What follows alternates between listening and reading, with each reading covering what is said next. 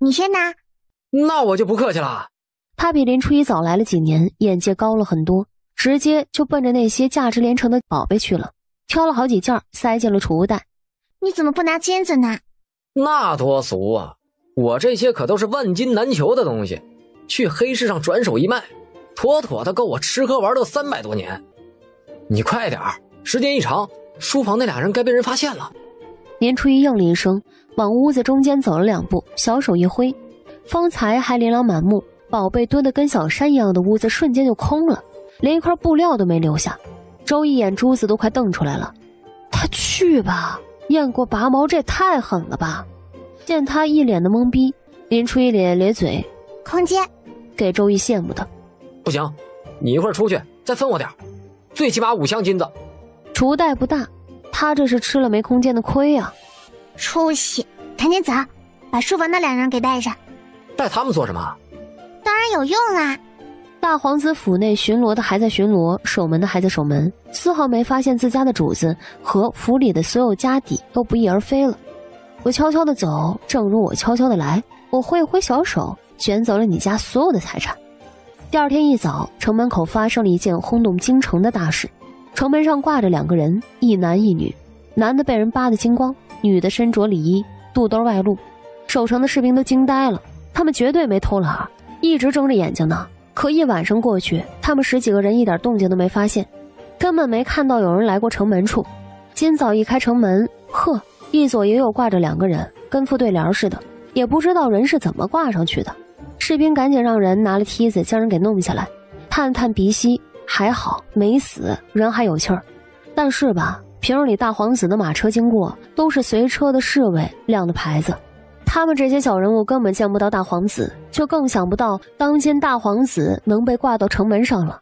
所以这2个到底是什么人呢？我呸呢！你看他袒胸露肚的，一定是这个小贱蹄子偷情，被男人啊给逮个正着，被人给挂上去的。这种人呐，就该进猪笼，淹死了一了百了。那男的长得人模狗样的，竟然也干这种事儿，真下作！呸！男人都是些下流胚子，家里的吃着还想着外面的，简直是伤风败俗！堂堂天子脚下，竟然有这种道德败坏之人！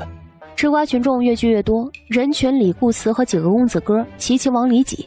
他们几个是去城外的赛马场，刚好碰上了。哎，你们看那男的是不是有点眼熟啊？眼熟？我可不敢认识这种人才。顾慈笑了笑，眼睛不经意间从人群扫过，脸上的笑容顿时就凝固了。周易和林初一老神在在的凑着热闹，见他看过去还打了个招呼。顾慈愣了愣，猛地扭头去看地上躺着的人，瞪大了眼睛，一句话脱口而出：我操，大皇子！我操，真是大皇子！我操，就是大皇子！话说我操是什么意思啊？顾慈默然无语，方才一出口他就知道闯祸了。另外2个也反应了过来，可惜迟了。周围一片安静，所有人的目光都朝着他们4个看去。静默中，林初一本正经的声音传出老远：原来皇家的人这么开放，都玩到城门上去了呢，简直世风日下，人心不古。都不要个逼脸了，京中这么多良家姑娘、良家子弟，这是皇家开头，要把人都带坏的节奏。他还趁空给顾慈竖了竖大拇指，神队友。顾慈嘴角抽了抽，突然就想起了这俩人昨天去大皇子府踩点来着，还是他给带的路。再看看地上躺着的人，顾慈心中哆嗦，不会是我想的那样吧？哎，那2个谁啊？你认识啊？顾慈一听，赶紧拽着3人就要离开。哎，走走，赶紧走，离这俩人远远的。然而等顾慈想拉着人走，已经来不及了，百姓们一下子就炸了锅了，后面的纷纷往前挤，想要瞻仰一下大皇子的绝世容颜。哎妈，皇子，大皇子啊！守城兵可是认识顾慈4人的，听到他们说是大皇子，脸都吓白了。祖宗哎，您倒是早点说，小声点说呀。场面一度很混乱，守城兵呵斥着往上挤，挤不进去又不敢伤人，百姓太多了。好在已经有人去报了官，京兆府尹蒋大人亲自带队，来了近1000多的官兵，才将场面给镇压下来。蒋大人让人找来了马车，吩咐几个官兵快点将人抬上马车。听到守城兵来报说大皇子被挂在了城门上去了，蒋大人还懵了会儿，紧赶慢赶带人过来，没想到事情这么严重。完了，人太多，这事儿压是铁定压不下去了。蒋大人扫了眼周围越聚越多的百姓，无意中发现自家处在人堆里的傻儿子头都大了，赶紧用眼神示意让离开，别待在这儿招麻烦了。顾此几人也准备走来着，可就是在这转身之际，那被侍卫抬着的两人突然就醒了过来，四人脚步一顿，就见大皇子突然睁大了眼睛，直直的瞪着抬着他上半身的官兵。顾此远远的看到这一幕，完了！果然就见大皇子突然一个鲤鱼打挺，挣脱了两个侍卫的手，紧接着就趴地上了。汪！这一番动作下来，不止百姓沉默了，就连拦着百姓的官兵都沉默了。这是什么骚操作？更令他们大开眼界的还在后面，就见木间有样学样的落了地，眼睛一瞪，那侍卫都傻了，一脸的错愕。也就是在官兵们懵逼的功夫，大皇子过来了。木间张着手臂，以金鸡独立的姿势站着，大皇子四肢着地，以狗刨的姿势蹲着。两个人就这么用两种语言对峙着，谁也不服谁，吵着吵着竟然直接就打了起来。俗话说鸡飞狗跳，可算是让众人开了眼。人群里不知道是谁家的姑娘大喊了一声，终于是打破了这种诡异的气氛。蒋大人回过神来，脸色又青又红。都愣着做什么？快将人分开，带走，快带走！顾辞都快石化了。等他再往人群看去的时候，周易和连初一早已经不在了，背后汗涔涔。蒋同文三人看了一场大戏，正津津有味，赛马场也不去了，一路走一路兴冲冲地聊着。徐学进转头看到顾辞那张僵硬的脸，很是不解。哎，你这是怎么了？顾辞，你是不是知道点什么？不知道，我什么都不知道，可别问了。我能告诉你们，自命不凡、高高在上了20多年的大皇子，今天被2个刚回京没多久的给扳倒了吗？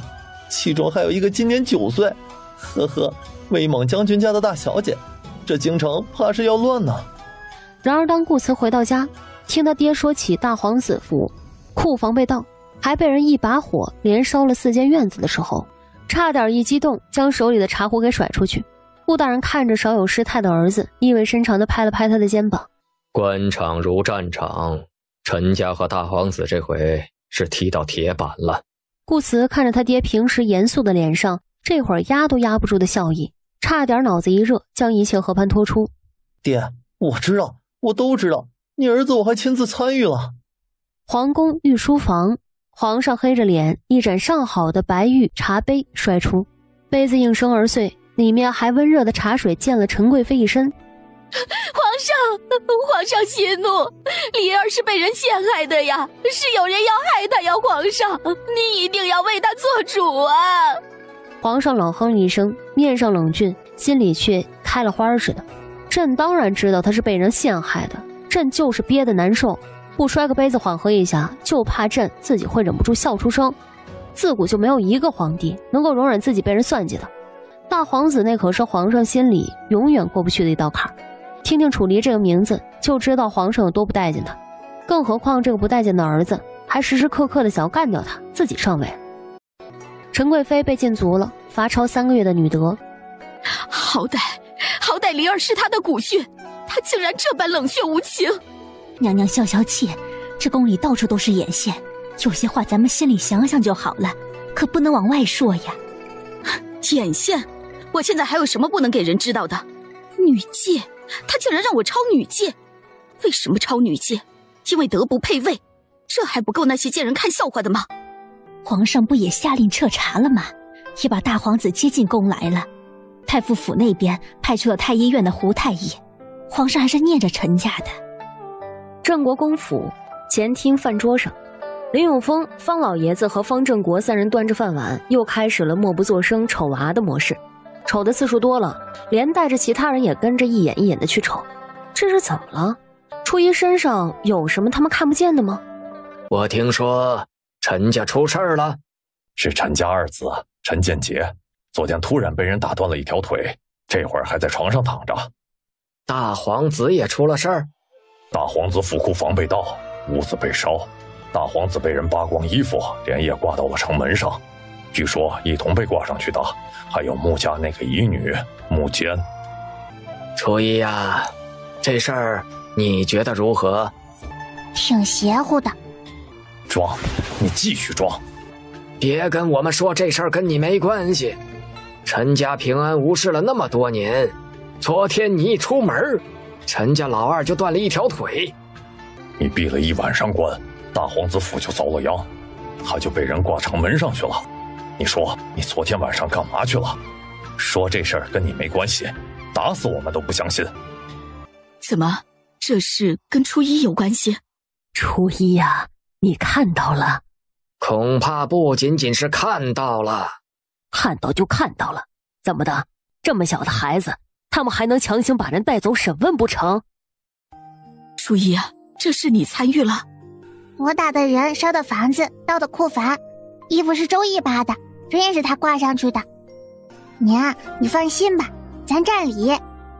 方兰捂了捂心脏，他放心个屁呀！方老爷子和林永峰三人对视一眼，一脸的我就知道。周易是谁呀？是齐国公府刚回京的那个大少爷。难怪那么大本事，能跟外孙女一起顶风作案。初一呀，你是姑娘家，以后晚上不要出门。娘，这是重点吗？重点是那个大皇子，他被人扒了衣服呀。姐，你是姑娘家，以后这种事儿还是少做的好。真的要做，你把我带上呗，我也能扒衣服。一圈人都放下了筷子，目光灼灼地看着林初一。这事儿自己家知道就行，可不能泄露出去。林初一对那些目光视若无睹，吃得差不多了，突然问起方兰和林永峰什么时候回家。方兰也觉得是时候该回去了。方老夫人和老爷子却急了，这才住了多久啊？待得好好的回去做什么呀？外祖父和外祖母要是闲着，可以去林府住段时间。老爷子和老夫人对视一眼，哎，也行啊。在这住着不挺好吗？再住几日吧，等我让人置办的那些东西好了再回去啊。总归是要打理的，来日方长，离得也不远，这以后啊，走动的时间多着呢。走之前，林初一去玉松院看了方承佑，人已经醒了。林初一给留了一些灵泉水，让好好调养。大部队回到了林府，林永峰去了前院的练武场，方兰让下人归置东西，林少泽跟着林初一回了院子。姐，你在那儿跟驴拉磨似的，转悠啥呢？是这屋子哪里见得不合心意吗？林初一默默地瞪了他一眼，出了屋，顺着院子又转悠了一会儿，最终选定了一个比较满意、比较显眼的位置，小手一挥，一座2米高的紫玉珊瑚赫然出现在院子里，流光溢彩，绚丽异常。姐，你也给我一个呗，我屋里也光秃秃的。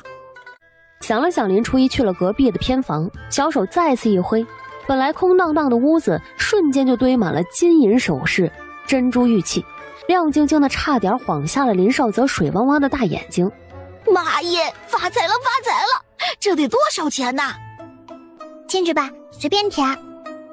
方兰将方老夫人给林初一准备的一大箱子的首饰抬过来的时候，着实被院子里那2米高的紫玉珊瑚给震撼了一下。年少泽正抱着2个玉器摆件，不知道选哪个。真喜欢就都拿去吧。嘿嘿，谢谢姐。方兰看着满屋的金银玉器，满脸的一言难尽。林初一将钥匙给了他。娘，别客气，这里的东西随便用，反正不是自家的，用完拉倒。要不我挪一半去你院子？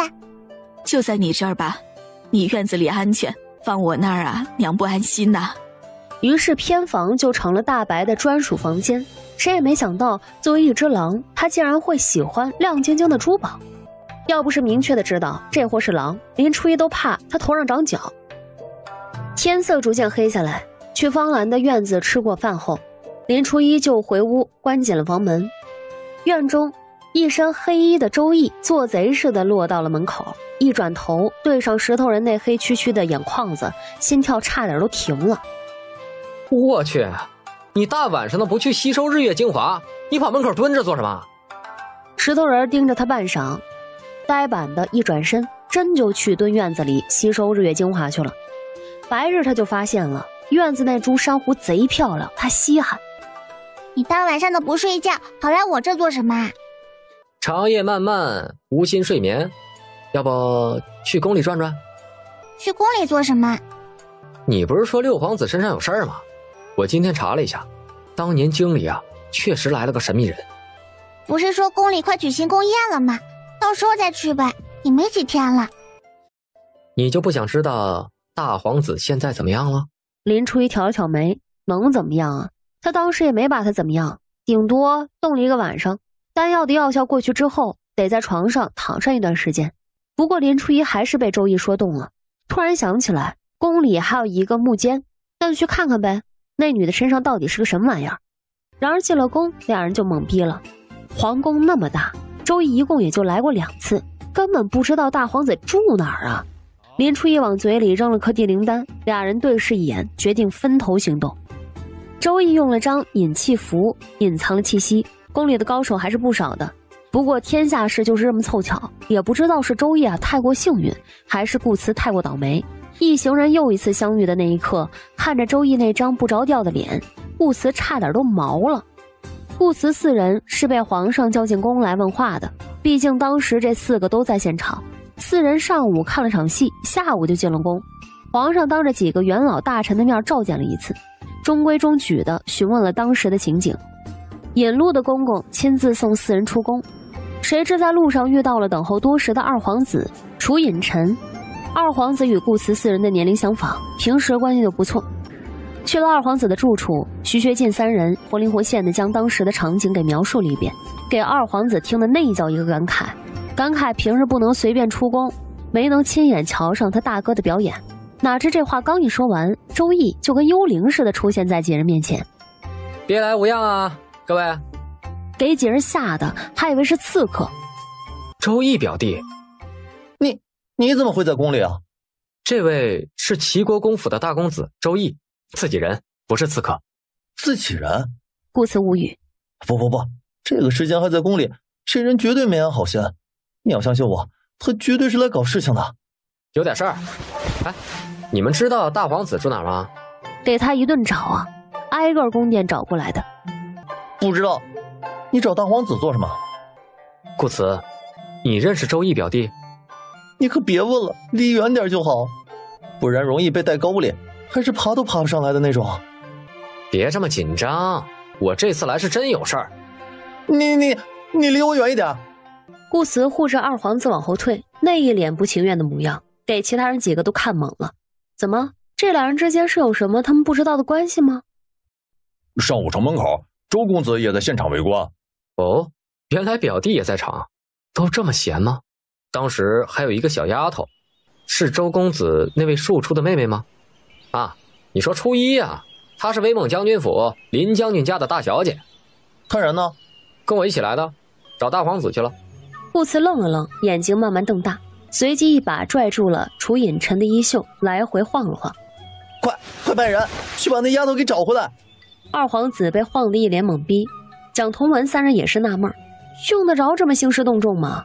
顾慈急得直跺脚，用得着呀。估计来不及了。来不及了。几人看看周易，又看看顾慈，想说你们俩到底在说什么呀？打什么哑谜呢？而就在这时，宫殿外突然就混乱了起来。走水了！景和宫走水了！救火呀！快救火呀！快来救火呀！大皇子还在里面。屋里二皇子几人面面相觑。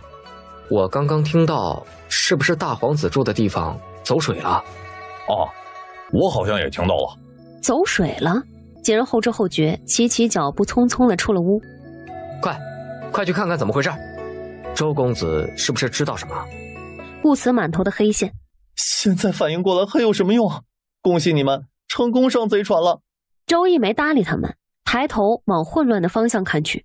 没多大一会儿，那处的上空已经是火光冲天，滚滚黑烟中，林初一飞身而来，一个翻身落在几人面前。你怎么还把宫殿给烧了呀？你想多了，火不是我点的。吃完了，没看到精彩的。不是你点的，还有人惦记着他呢。是木间，我去的时候两个人好像是谈话谈崩掉了，那个大皇子暴怒，被姓木的顺手给废掉了，逃跑的时候点着了宫殿。还是他将人从火堆里给扒了出来，救了他一命。那姓木的人呢？林初一伸出一直握着的拳头，嘿嘿一笑。放心，怎么可能让他跑了呢？就冲着这个来的，还能放他离开？周易咧嘴，拿出一张黄符，将林初一手里的东西给收了进去。这4个你都见过了，这是二皇子，我姨母家的。楚隐臣与蒋同文齐齐后退了一步，脸上的表情跟吃了苍蝇一样，深深的表示不，我们不想认识你们。大皇子还没有正妃吧？你可以放心了，除非他愿意被人戴绿帽子呢，不然以后都不会再跟你争皇位了。本皇子是不是还要谢谢你啊？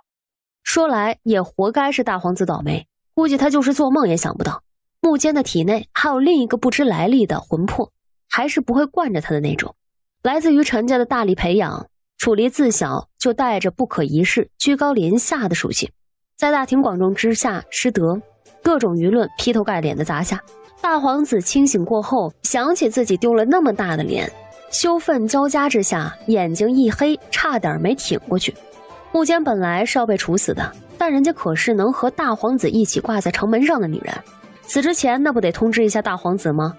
看到木间的那一刻，怒火中烧的大皇子差点一把将人活活掐死，好在还有那么点理智在，冷静下来后便与之好生商量。说是商量，其实也就是惯用的威逼利诱。如果木间能主动认下，说是受了林永峰的迷惑，这才胆大包天，联合镇国将军府一起给他下圈套，让他名声受损。他不仅可以饶他一命，并且还能将他纳入府里当个侧妃，否则就是死路一条。木间一听，要让他背锅，他又不傻，认下还有好啊？我呸！哼，男人。于是又是一番蛊惑人心的操作，完事后顺手就将人给废了。太聪明，只要放火烧宫，趁乱逃出去。可惜好巧不巧的，林初一到了。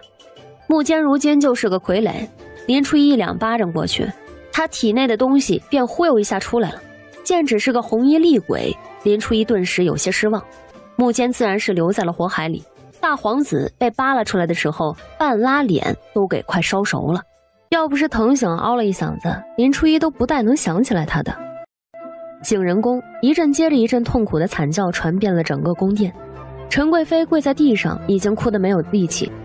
2位太医的眉头越皱越紧，目光落到了大皇子用被子盖住的下半身，定了定神，又缓缓上移到他已经面目全非的左半边脸。两人对视一眼，心中叹气。皇上背着双手站在床边，目光沉沉，没人知道他在想什么。皇后娘娘也在，看着床上嚎哭乱叫的人，神色淡淡，无悲无喜。门口处，楚隐臣和没能走掉的顾慈4人齐齐低着头，大气都不敢出。想想已经逃出宫去的周易和林初一，几人就恨得牙根痒痒。真是人在屋中坐，祸从天上来，关他们什么事儿？他俩搞事情就不能暗搓搓的搞吗？为什么要告诉我们？幸亏没人发现那俩人在二皇子的宫殿里出现过，要不然他们就是跳进黄河都洗不清了。莫名其妙就上了贼船，啥事儿没参与，还得帮着藏着掖着，憋屈啊！禁卫军封锁了皇宫，这会儿就是连只苍蝇都飞不出去，更别说出宫了。顾慈心中默默流泪，这俩人才来京城多久啊？宫里的皇子就已经折损一个了，他当初就不该上去打招呼，悔不当初啊，简直！而另一边，林初一和周易俩人已经御剑出了宫。林初一的屋里，周易拿出先前叠起来的黄纸，展开往地上一扔，一阵青烟过后，屋里出现了一个一身红衣、身影虚幻的女人，不应该说是女鬼，心存怨气，成了怨灵，一直游荡在乱葬岗内，时间一长就成了气候。刚好木间当时濒临死亡，刘玉香便占了他的身子。俩人津津有味地听完女鬼的遭遇，周易还是决定弄死他。这种人生前是祸害，死后还是个祸害，遇到了不出手灭了他，那简直是在造孽。灭魂符，想不想试试？周易冷哼一声，女鬼扑过来的时候，他快速地展开了手里一直捏着的那张符纸，一阵符文闪烁。女鬼魂飞魄散后，周易也离开了。第二天，在林永峰下朝回来的时候，告诉他大皇子被废，以后都与皇位无缘时，方兰竟然莫名其妙地松了口气，那种心里忽上忽下的感觉总算是落实了。林少泽扭头去瞅他姐，林初一一脸淡然，一副不关我事的模样。装，你可劲儿装！别问，问就是不知道呢。林永峰与方兰对视一眼，脑仁突突的疼。对于大皇子一事，皇上也算是上了心。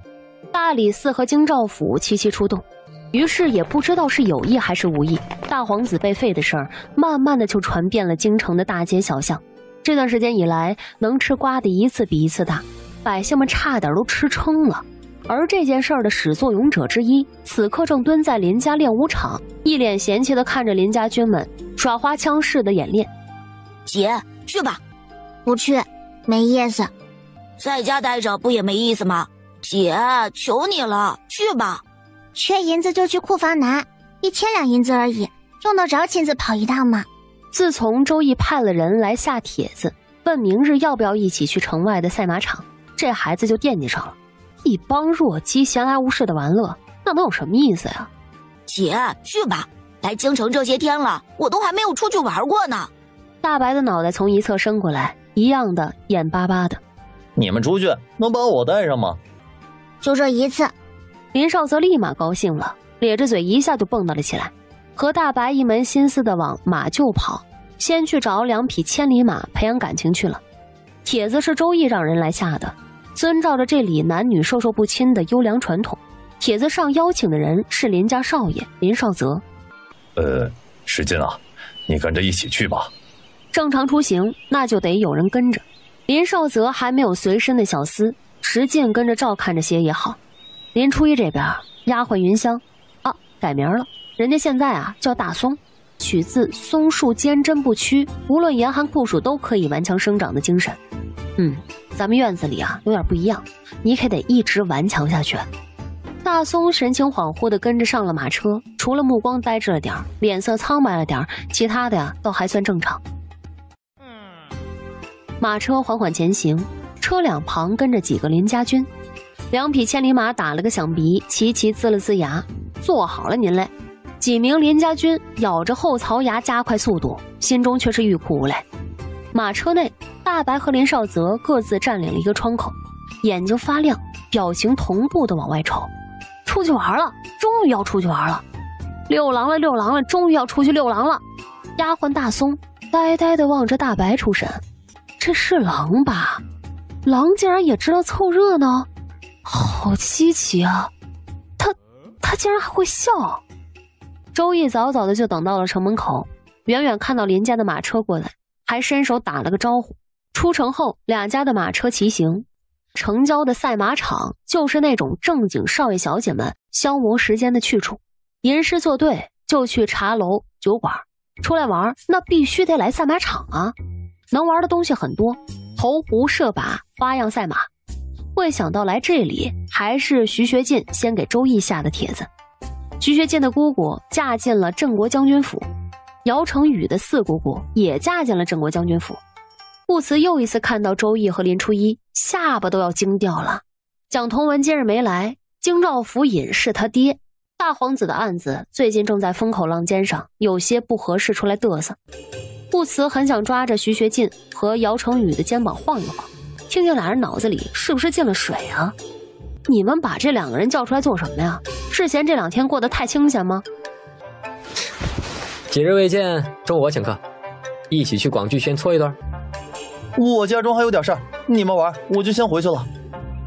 可以转身对上林初一悠悠的目光，他立马就止住了脚步。林初一正在掰林少泽藏在身上的板砖，一掰一小块，一掰一小块，都给3人给看傻了。完了还一本正经的问自家弟弟：“从哪捡的？手感不是很好呢。”当然是家里捡的了。爹说了，在这些大家公子面前不能亮剑，就随身带了块板砖过来，不然打起来的时候没趁手的东西怎么办呢？顾慈深吸了口气，干笑了2声。也不是很急。既然周少爷请客，那顾某就却之不恭了。随行带板砖，这俩货一看就是奔着搞事情来的呀。他现在回去，会不会把这3人给招家里去啊？不过顾慈想多了，马和狼都来了，那时半会儿的能回得去吗？2匹千里马还算是深沉的，毕竟自觉高马一等，压根看不上别的马。大白就欢腾多了，刚睡醒，一头就从马车上窜了下来。那巨大的体型，乌黑锃亮的毛发，凌厉的眼神一扫，霸气侧漏啊！周围人都被吓住了，还以为下来一头黑熊呢。顾慈3人齐齐的后退了2步，差点一屁股坐地上。仔细瞧了瞧，还好，原来是只狼。这狼体型是不是大了些？大白的出现瞬间引起了所有人的围观。大白下来后就蹲在林少泽身边，打了个哈欠，那副温顺的模样倒是让周围人对他的惧意淡了点，慢慢的围了过来。嚯，那是狼吗？太霸气了！来之前，林初一嘱咐大白全程跟着林少泽，还有不端着，不许笑。所以大白一本正经的样子还是很唬人的。这是谁家的狼啊？我出银子，多少银子都成，本少爷买了。林初一没搭理那个小胖子，对顾慈3人道：自家养的，听到出来赛马，非得跟出来呢。顾慈3人眉头一跳，感情还是他自己要出来玩的。你们别害怕，大白可乖了。大白点点脑袋，对，你们别怕，我可乖了。本少要买这只狼，1000两银子。林初一没吱声，大白先行白了那小胖子一眼。1000两，大发要饭的呢。我可是睡在金库里的狼，这狼很有灵性啊，还能听得懂人话。我说你们听到了没有？1000两，这只狼本少爷要了。大白不会说话，林少泽帮着开队了。哼，1000两就想买我们家大白，你做梦！林少泽话一出，一圈的少爷小姐们齐齐抽了抽嘴角，很想问一句：一只黑狼，它为什么叫大白呢？我爹是王爷，我大哥是世子，你敢不卖？拼爹是吧？我爹是威猛大将军，我舅舅是镇国大将军，我外公是镇国老将军，我外祖母是1品诰命夫人，我姐姐是林初一。林少泽一顿介绍，给周围人介绍服气了。原来这2个是威猛大将军家的，难怪底气这么硬啊！小胖子不吱声了。家弟顽劣，也是真喜欢这只狼。如果林小公子愿意割爱，什么条件都可以提。我不愿意割爱。不行，大哥，我就要那只狼。东阳，别闹了。这样吧，咱们来比一场，输了这位小公子就把狼让出来，如何？林初一循声望去，正是那日在广聚轩遇到的那个油头粉面的男子，好像听顾慈说过是什么云王世子楚元泽。这就有些说不过去了。狼是林小公子的，恐怕没有理由拿出来当赌注吧。本世子当然不是那种占便宜的人。这样吧，本世子出10万两，10万两一只狼，很公平吧？我觉得很公平啊。一只狼而已，10万两，楚世子也太大方了。是啊，畜生而已，10万两有些不值了吧？周围人跟着一阵起哄。大白阴恻恻地回头看了眼林少泽抓着他毛发的手，别拉我，今天不是他死就是我活。听到周围那些看热闹不嫌事儿的声音，顾慈眉头皱得更深了。徐学进也不满地哼了一声，刚想要说什么，却被周易给拉住了。3人突然就反应过来，是啊，多余担心了。皇宫说去就去，这小丫头那就不是个简单人呢。我们比了。楚元泽一听，冲一旁的女子得意地笑了笑。不过有个条件。条件？什么条件啊？说与本世子听听。林初一想说，输了你和你未婚妻就跟着大白身后爬一圈，但是周易先他一步开口了。要玩，不如就玩大一点，怎么样？楚元泽看了周易一眼，微微皱眉，身边的狗腿子立马上前，在他耳边解释了一下周易的身份。那依周公子而言，如何才算是大？哼，这样吧，要是我们输了，狼和马都归你们；你们输了，我们也不要你出10万两，只要从今往后，这位世子不管在哪儿遇到了大白，都必须抱拳喊一声祖宗。放肆！让本世子称一只狼为祖宗，你这是在蔑视皇室！好大的胆子！玩不起就别装逼，装逼遭雷劈呀！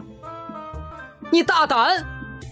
姑娘，请收回你恶心巴拉的目光吧，你未婚夫不愿意比呢。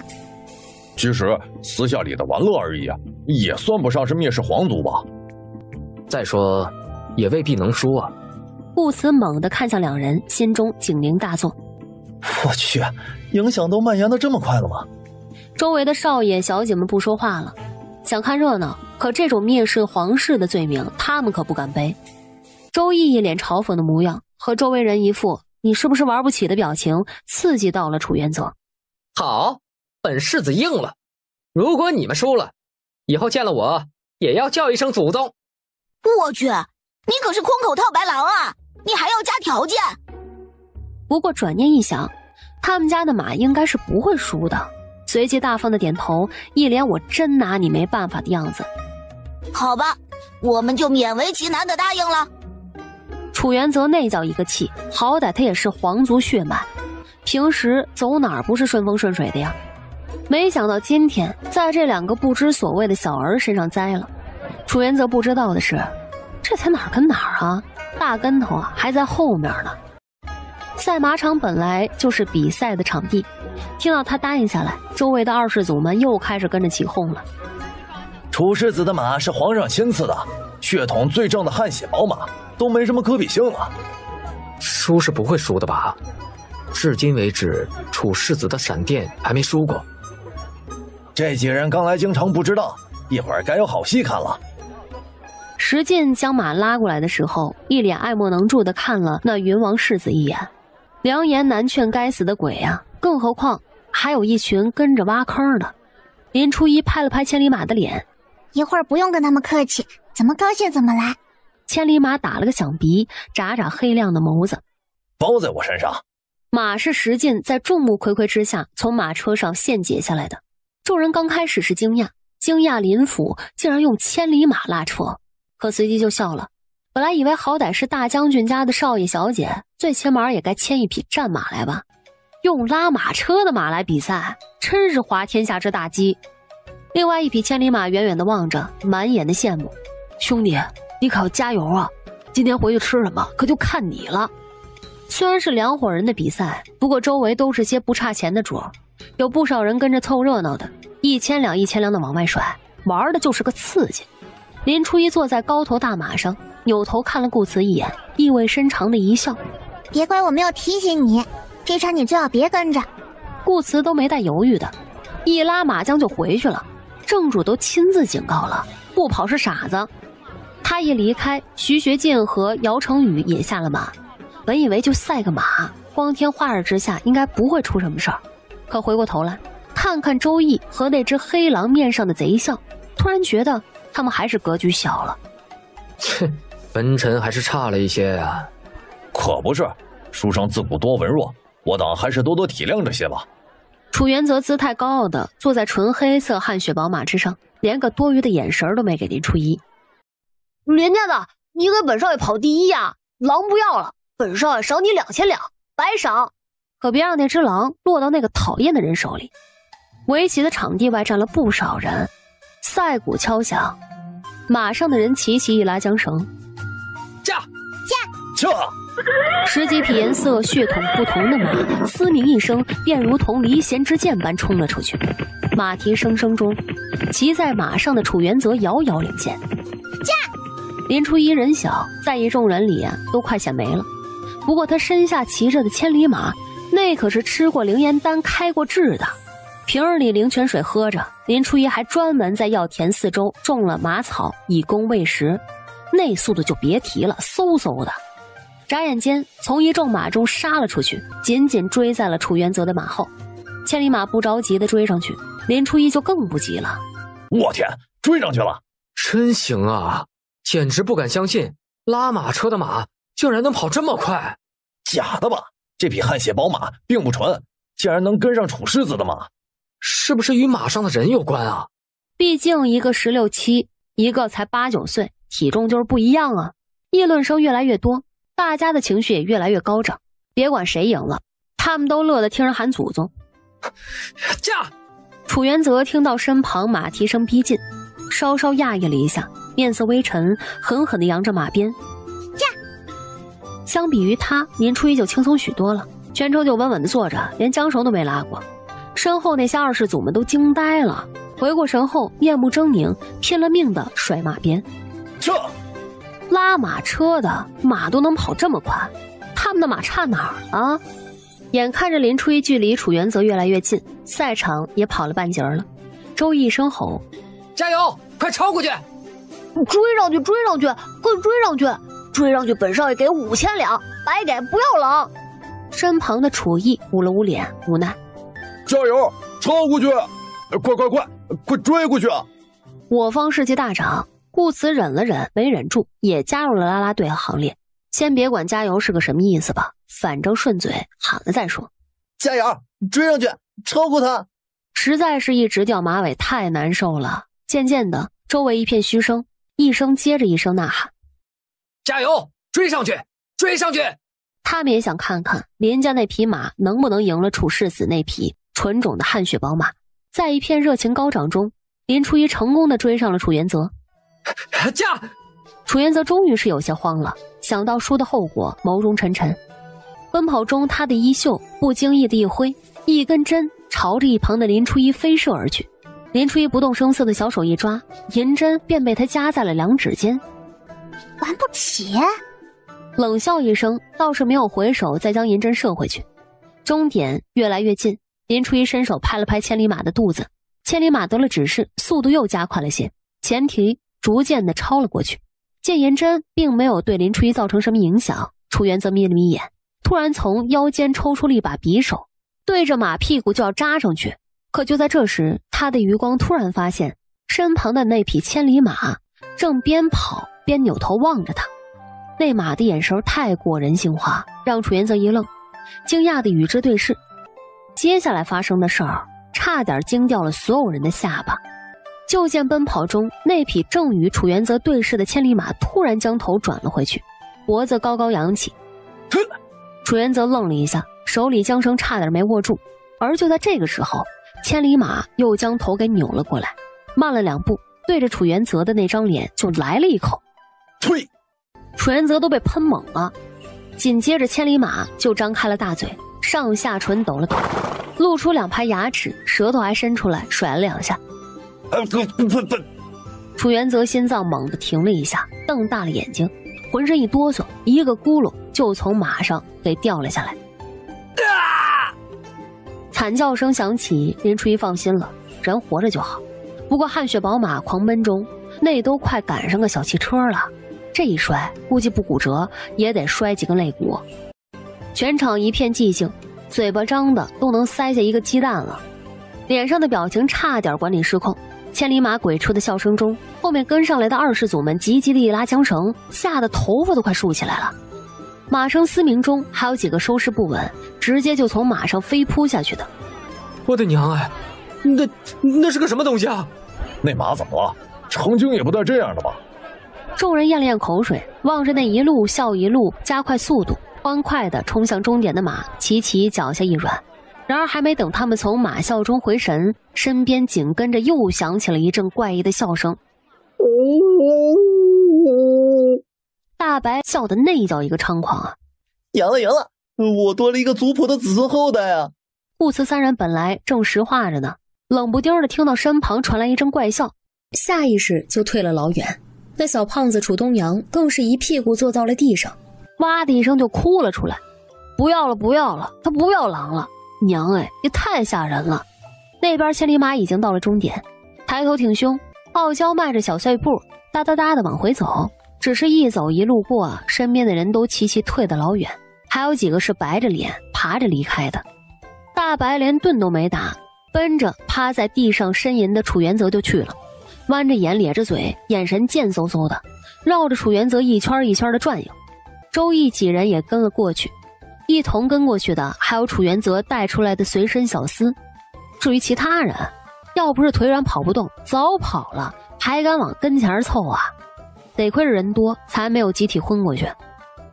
世子，那小厮远远地喊了一声，被大白眼神一扫，立马抖着腿不敢动了。哼，哎，愿赌服输啊！以后见了面记得叫祖宗。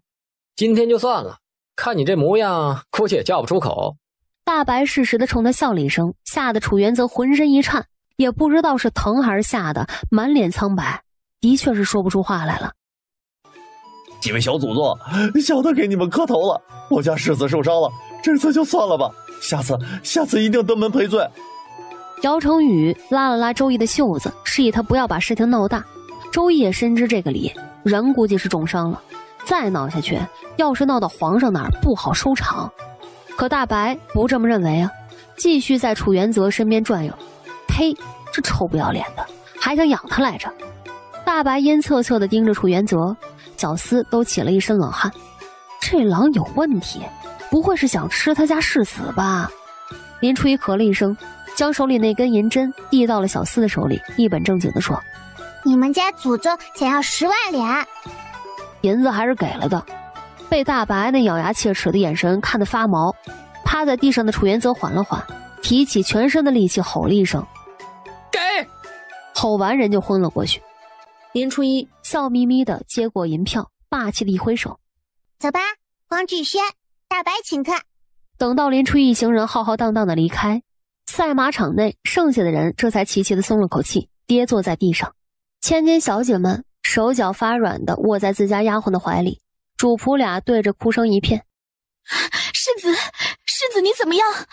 楚义去哄自家弟弟，小胖子受了惊，7、8岁的孩子趴在他怀里哭得上气儿不接下气儿的。一起赛马的那些二世祖多多少少都受了些伤，不是闪了腰就是扭到了手腕，但这都不算啥，最重的还是来自于他们心里的创伤。二世祖们目光呆滞地望着天空，心中流着血泪，怕是短时间内都不敢来赛马场了。话说，到底是谁提议跟那丫头赛马来着？